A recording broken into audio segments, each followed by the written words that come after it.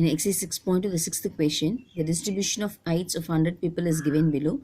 Construct the frequency polygon imposed on it. Height is given and the frequency is given. It is 125 to 135, 136 to 146, 147 to 157.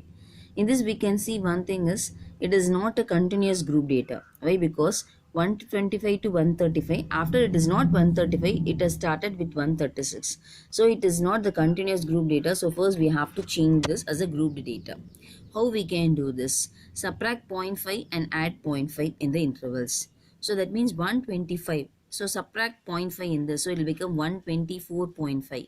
In 135 you should add 0.5. So 135.5.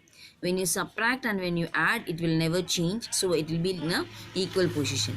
So in the next group interval, again subtract 0.5. 135.5 and 146.5.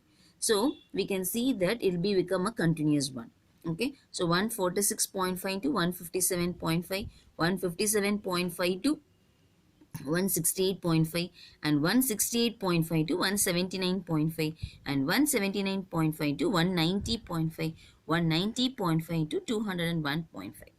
Okay, so just we have to make the class intervals to be in a continuous way. So for that we have to just subtract 0.5 and add 0.5. That's it. So then automatically it will become the continuous class data. Then we have the frequency 12, 22, 18, 24. Then they asked here is to draw a frequency polygon. That we will see now. Okay. So now you have to mark the x-axis and y-axis. Okay. So in that we have to start from the class intervals 124.5.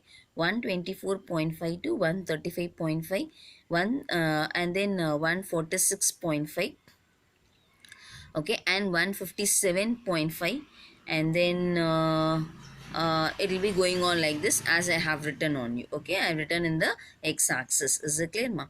Then in the y-axis it is given 12, 22, 18, 24 like that. We can arrange in terms of 2, 2. So 2, 4, 6, 8, 12 like that. Okay, now we can do the histogram. So 125 to 135 it is given 12. So I have written up to 12, and then 135.5 to 135.5 to 146.5. It is shown the 22. So I have drawn till 22, and then 146.5 to 157.5. Okay. Yes. So 157.5 till that I have drawn the graph till 18. I am showing you now. It is till 18. Okay. And then from 157.5 to 168.5. It is clear. 168.5. So till that also it's there 24. Okay, that we have done. So according to that, by seeing the class intervals and the frequency, just we are drawing the data. So after completion of this, we have to draw the frequency polygon. How we have to draw the frequency polygon, I have shown here. The frequency polygon is nothing but midpoint of the class interval.